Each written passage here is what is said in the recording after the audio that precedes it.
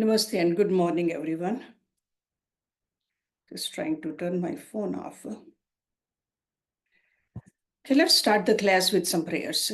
Om Guru Brahma, Guru Vishnu, Guru Devo Maheshwara, Guru Sakshat Parbrahma, Tasmai Shri Guruve Namaha.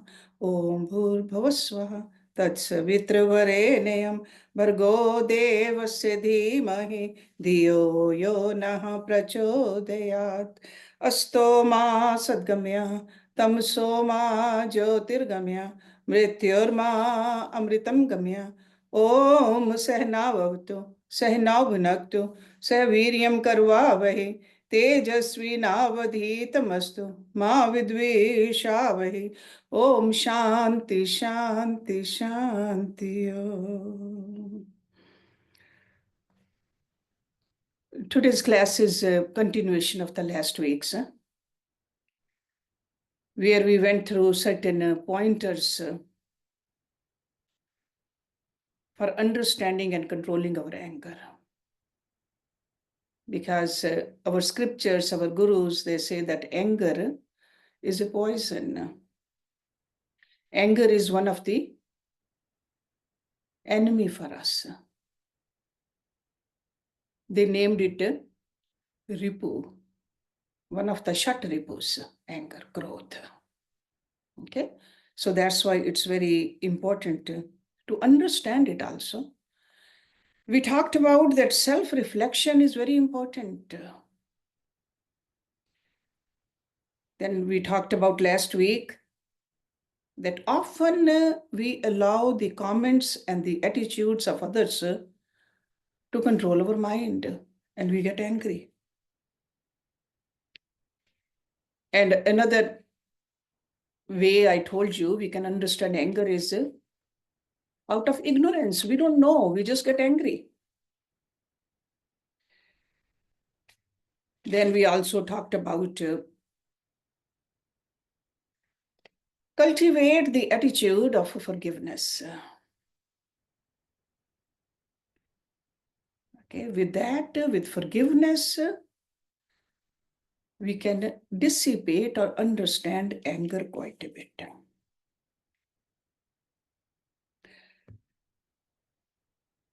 But we often say that anger is natural, that we all get angry. Or we say that anger is a very natural human emotion. We all have experienced it at some point in our life.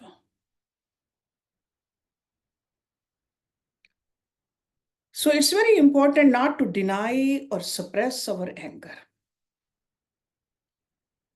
but to acknowledge it as a part of the human condition. We got to learn how to recognize our anger without judgment. Then we are taking the first step towards managing it effectively. Otherwise, we try to deny it or suppress it. Denying or suppressing anger can often lead to a greater turmoil.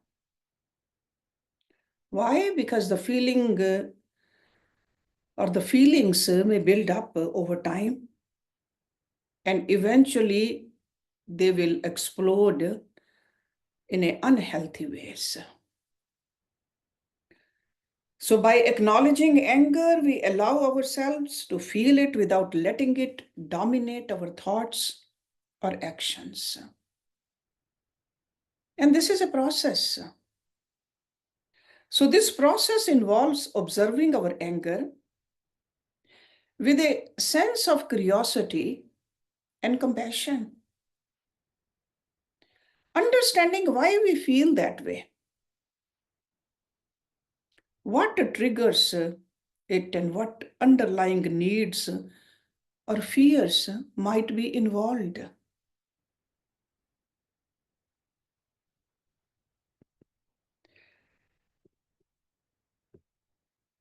When we accept our anger, we can channel it into more constructive actions. For example, instead of lashing out, we might express our feelings through calm communication or certain physical activity or creative outlets. So acknowledging anger is a natural. It helps us avoid the trap of guilt or shame that often accompanies this emotion.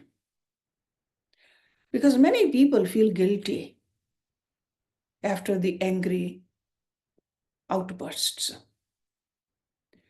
because they believe that it reflects poorly on their character. However, by recognizing that anger is a natural response to certain situations, we can approach it with a balanced mindset. This acceptance allows us to respond to anger in ways that are healthy and conducive to our personal growth. So by acknowledging anger, we gain control over it, and then we can choose how to act. Sometimes it could mean how to address the issue directly, or it could be taking time off or finding a peaceful resolution. The resolution not only helps in diffusing the immediate situation, but also contributes to long-term emotional well-being. This practice of recognizing and accepting anger as a natural emotion is a vital step on the path to inner peace and harmony. When we acknowledge anger, we really create a deeper space for self-understanding.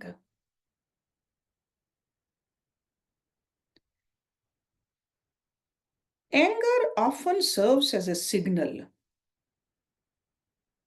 that something within us needs attention. Whether it's an unmet need,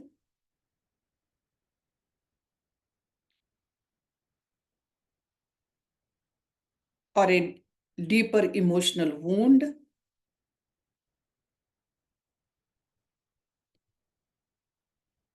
and by paying attention to what our anger is trying to tell us, we can gain valuable insights into ourselves and also our relationships.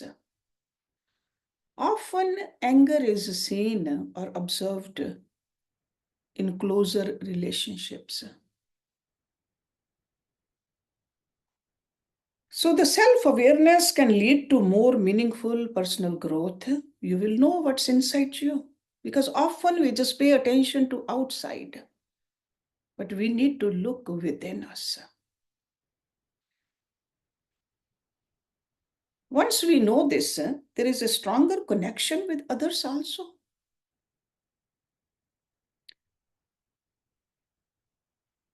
So acknowledging anger allows us to practice self-compassion. Instead of harshly criticizing ourselves for feeling angry, we can treat ourselves with kindness and understanding.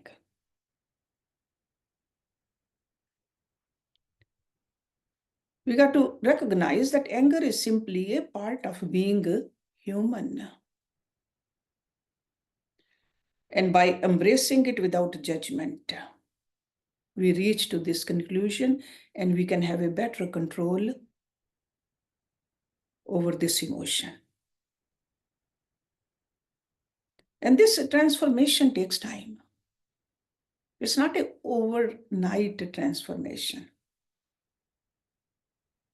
And this practice of self-compassion can reduce the intensity and frequency of anger.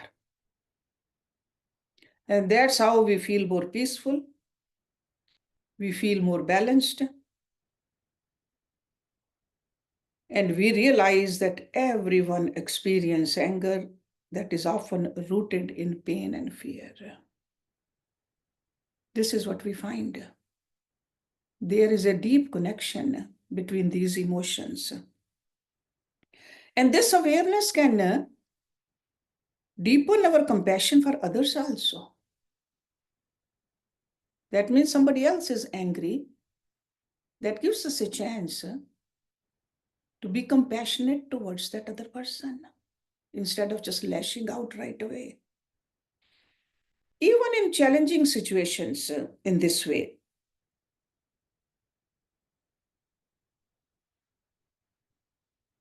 you can find the benefit in your own well-being. And not only your own well-being, the relationships will get enhanced also. That's how this world will be more harmonious. Okay?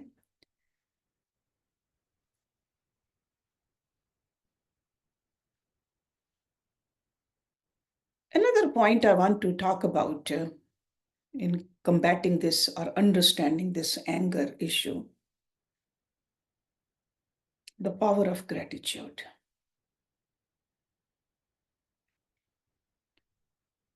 Gratitude is a transformative force. It has the power to elevate every aspect of our lives, including our ability to manage anger.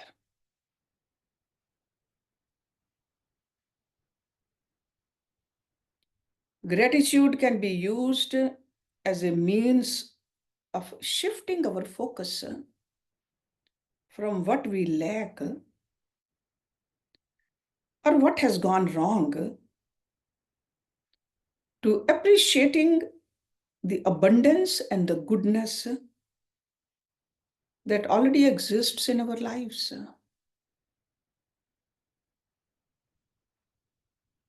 When we practice gratitude, we cultivate a mindset of contentment, santosh, and also positivity, that I'm grateful for this, which can significantly reduce feelings of anger and resentment.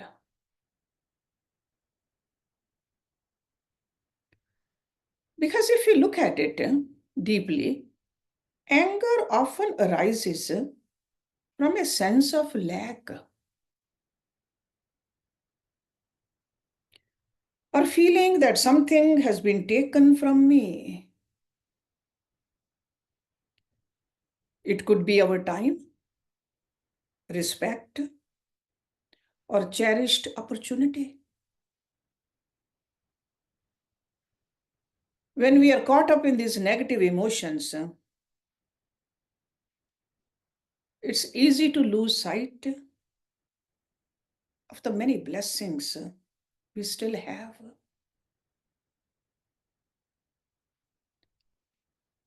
Yogic teachings encourage us to regularly reflect on the positive aspects of our lives, no matter how small they may seem.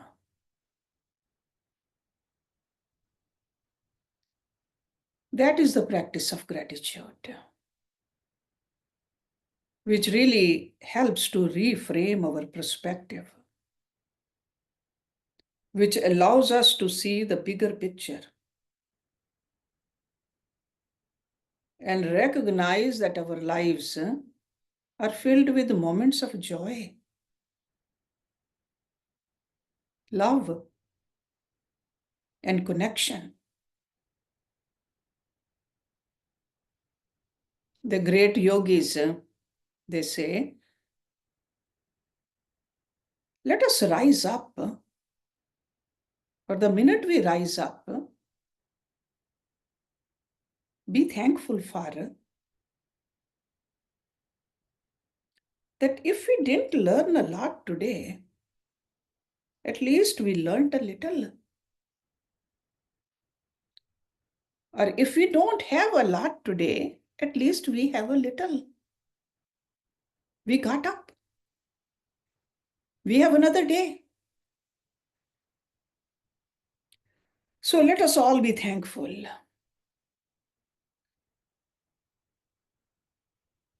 That really captures the essence of gratitude. So it's about finding something to be thankful for in every situation, even in our challenges. Life has a lot of challenges. Personal challenges, societal challenges, national challenges. They'll always be there. But in every situation, be thankful. When we make a conscious effort to appreciate the good in our lives, we really create a buffer against anger.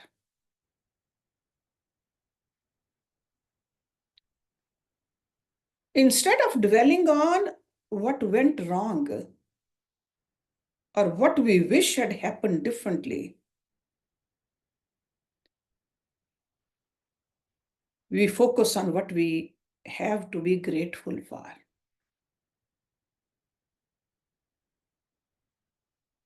I often tell the people who come to me that have a gratitude journal.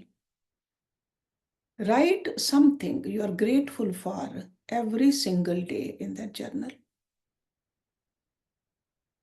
You will be surprised at how soon the whole notebook is filled with the gratitude messages. Because this practice fosters a sense of inner peace and resilience. And gratitude has a profound effect on our relationships. When we express gratitude towards others, it really strengthens our connections. We all know that it feels great when somebody says, thank you, especially when they mean it.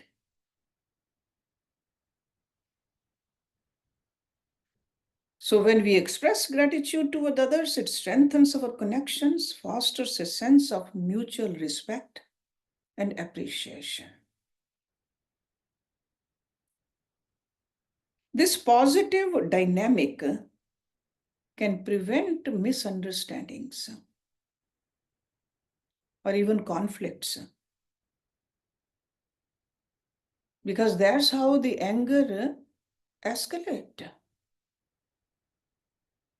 So you're diffusing that anger right at the bud. So by regularly acknowledging this kindness, support, and efforts of those around us, we really create a beautiful environment where anger has less room to take root. Instead, our relationships are nourished by appreciation and understanding. When was the last time we thanked the people we live with? Even something small and a genuine thanks.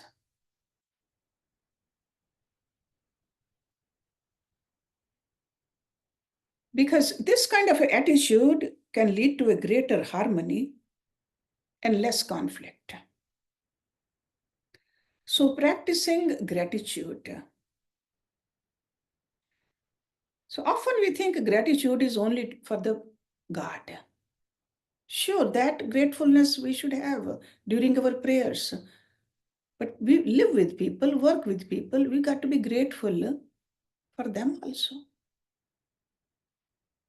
So practicing gratitude can lead to significant changes in our mental and emotional health.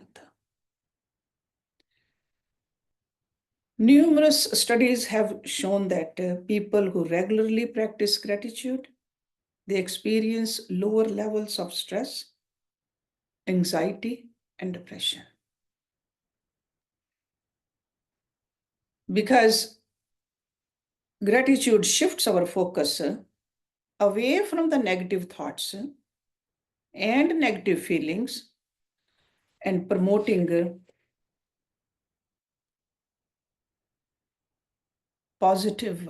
more positivity, more optimistic outlook on life. When we are less burdened by stress and negativity, we are less likely to react with anger. So that's how it is directly connected with the anger.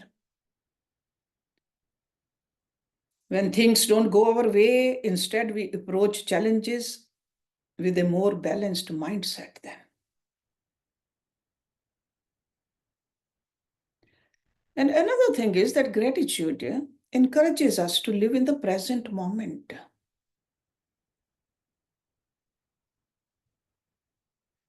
Because anger often stems from dwelling on the past or worrying about the future. Sometimes it could be that we are holding the past grievances. 5 years ago, somebody said something or did something. We are holding on to it. That person may not remember, but we remember it. And we are hurting ourselves. Or we are fearing that something will go wrong in the future. So the practice of gratitude anchors us in the present. It really reminds us to appreciate what we have right now, rather than fixating on what we lack or what might happen.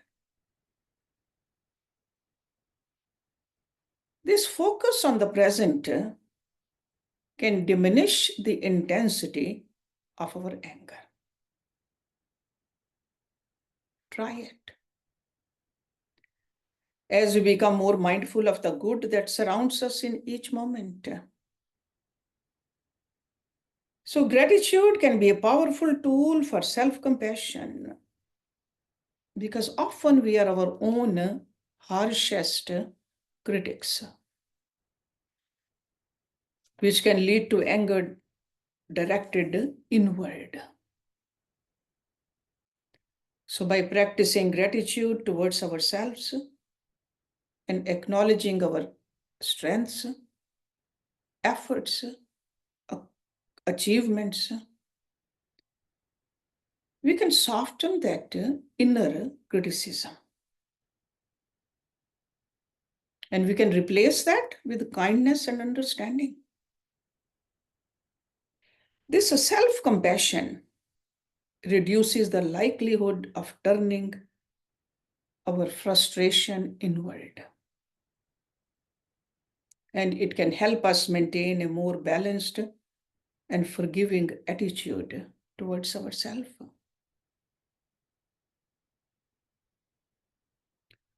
And we all know that gratitude is also closely linked to the concept of abundance. Because when we focus upon what we are grateful for, we really recognize the richness of our lives. This sense of abundance can counteract the feelings of scarcity. Because that feeling of scarcity is often, we see, the fuel for anger. So instead of feeling that something is missing or that we have been deprived, we realize that we have enough. And We are enough. That is a great feeling to have. This shift in perspective can be incredibly liberating.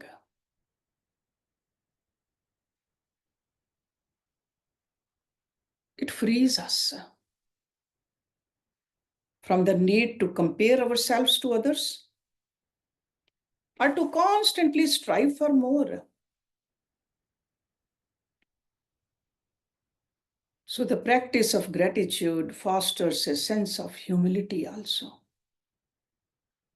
It reminds us that much of what we have, it could be our health, our relationships, or opportunities, is a result of a contribution from others.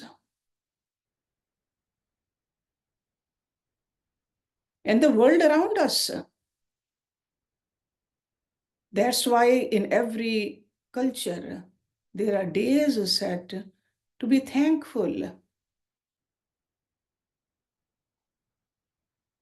We thank our parents. That's why we celebrate Mother's Day, Father's Day, Ancestors' Day, Teachers' Day, Veterans' Day, Labor Day. So many days we celebrate. Basically, this is the reason we celebrate, that we are thankful, grateful. We don't live in a vacuum. What we have is a product of this world. Be grateful. Anger will go away. Gratitude and anger cannot coexist.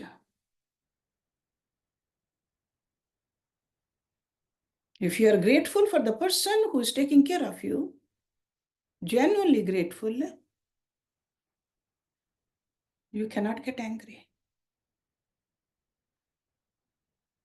It's not possible. Those are two opposite powers.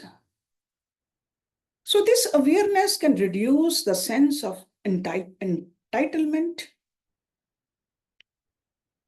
which often leads to anger. So when our expectations are not met, instead we approach life with a sense of appreciation and acceptance, which can really help us navigate disappointments and challenges with grace. And anger goes away. I hope you see the connection between the gratitude and the anger.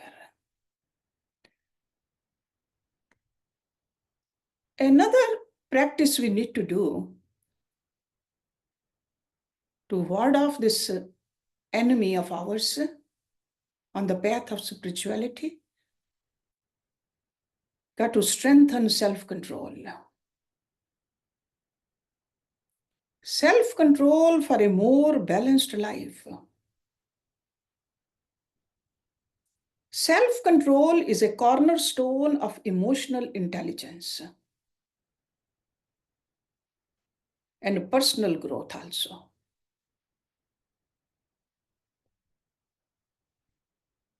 Playing a crucial role in managing anger and maintaining a balanced life also. Self-control. And developing self-control is not about suppression of our emotions or desires. Instead, it's cultivating the wisdom and discipline to respond to life's challenges in a thoughtful and measured way. In the world where we live, where we see distractions and provocations,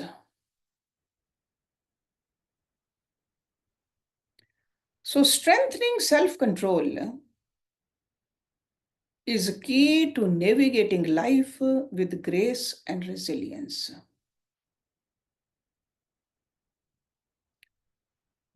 At its core, self-control is the ability to regulate our thoughts, emotions, and behaviors in the face of temptations.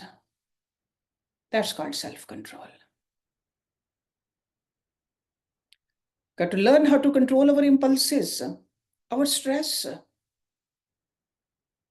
And when it comes to anger, self-control helps us pause before reacting,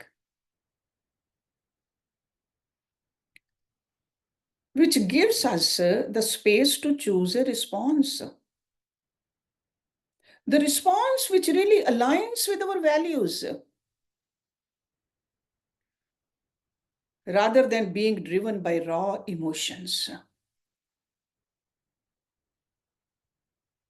Self-control teaches us how to master our mind, how to prevent negative emotions like anger. Anger often controls us.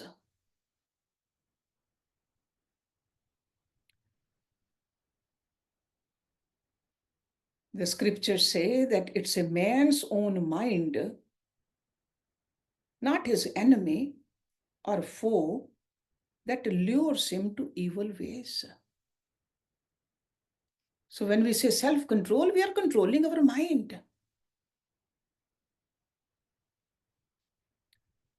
This insight reminds us that our true challenges often lie within, and the self-control is the key to overcoming them. So strengthening self-control really begins with self-awareness by regularly reflecting, which I talked about last week, on our thoughts and actions. We can really identify patterns and triggers that lead to anger. This awareness is the first step towards the change, because it allows us to catch ourselves before we fall into the old habits. For example, if we notice that certain situations, or even people sometimes, they tend to provoke us, we can prepare ourselves. Got to learn how to prepare ourselves mentally and emotionally, deciding in advance how we want to respond.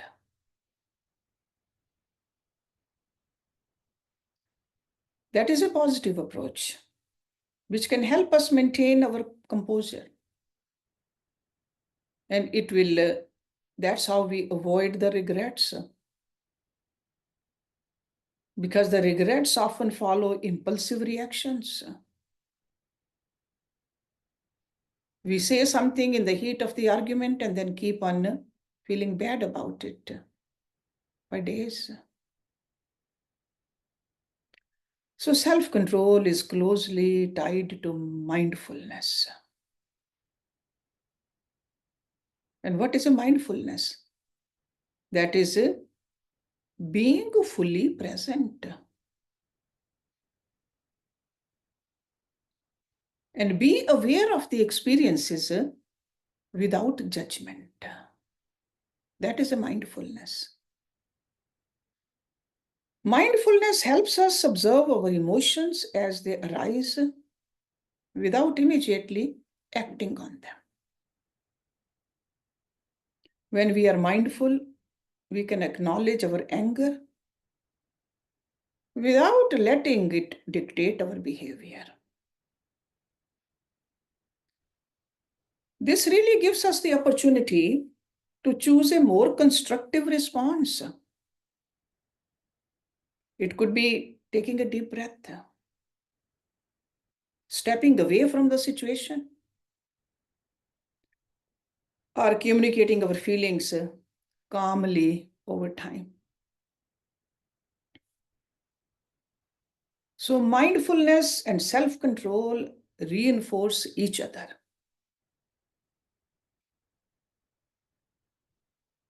creating a powerful cycle of awareness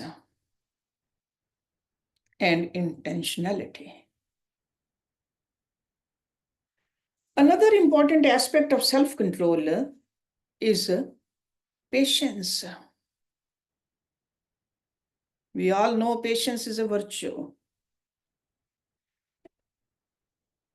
that protects us from the harm of anger and other destructive emotions. Patience is the ability to endure difficult situations without losing our cool and to wait for the right moment to act or to accept that some things are beyond our control. When we practice patience, we allow ourselves the time and space to process our emotions. And then we can respond thoughtfully rather than impulsively. This not only helps in managing anger, but also contributes to overall mental and emotional well-being. Self-control also involves setting boundaries, both with ourselves and with others. This really means recognizing our limits and not putting ourselves in the situations that are likely to trigger anger.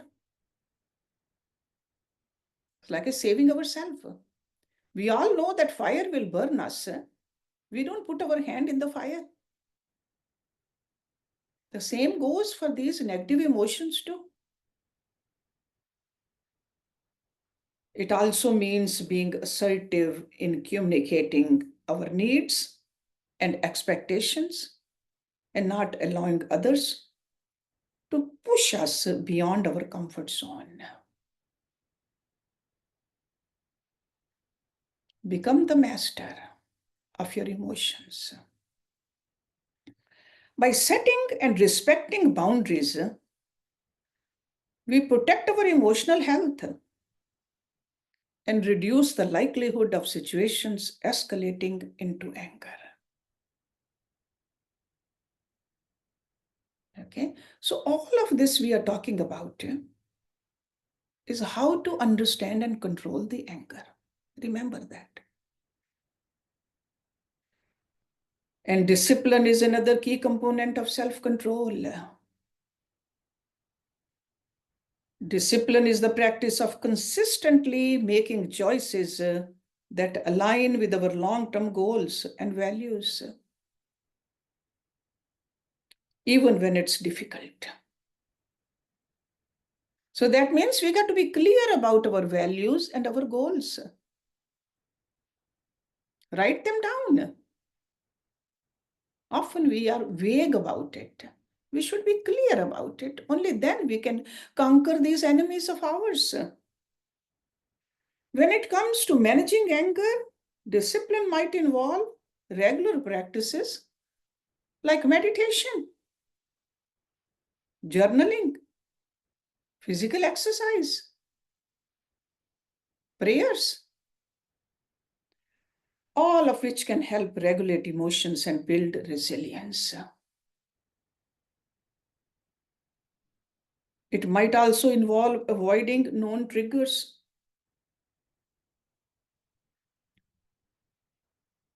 or seeking support from friends. Knowing where to go for help is important. Mentors or practicing techniques like deep breathing or visualization to calm the mind. There are a lot of tools, many ways we can control our mind. Through discipline, we strengthen our ability to choose how to respond to challenges rather than being driven by immediate emotional reactions. Self-control is closely linked to the concept of delayed gratification.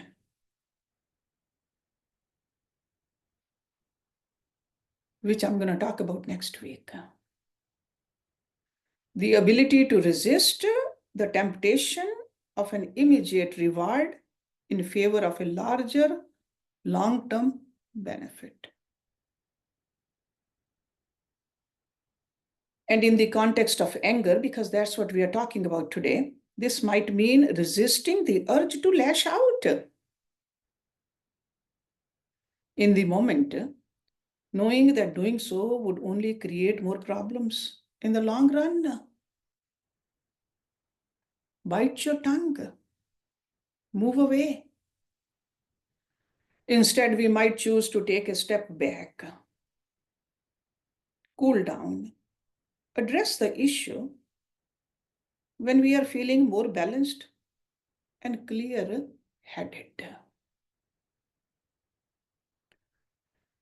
This ability to delay gratification not only helps in managing anger, but also in achieving greater success and satisfaction in various areas of life.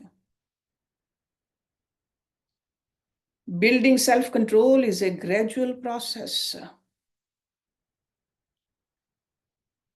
one that requires practice and also persistence. It is important to be patient with ourselves also. As we develop this skill, recognizing that setbacks are a natural part of the journey. That every effort we make towards greater self-control is a step towards a more peaceful and fulfilling life. Over time, this will be strengthened. We'll have more control over our mind. We will see that we are less reactive and we are more resilient. And we are better equipped to handle the ups and downs of life with equanimity. Ups and downs are part of our life. Self-control contributes to a more balanced life. We cultivate harmony in our relationships. And when we can control our anger and other strong emotions, we are better able to communicate effectively too. We can resolve conflicts peacefully, build stronger positive connections with others. So this not only enhances our personal or professional relationships, but also contributes to our overall happiness and well-being. So remember, self-control is the foundation of a balanced and fulfilling life.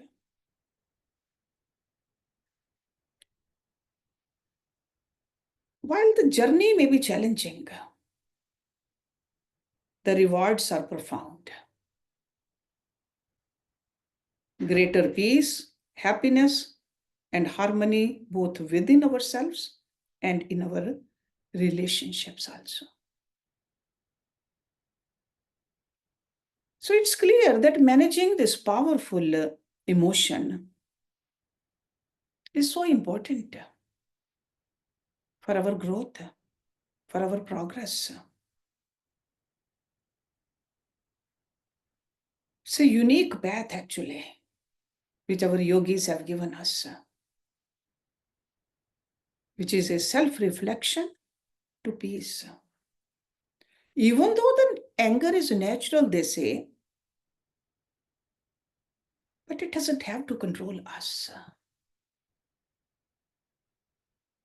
By practicing all these what we have been talking about, gratitude, forgiveness, reflection, discipline, we can navigate life's challenges with grace and resilience. Remember, the path of mastering anger is a lifelong journey.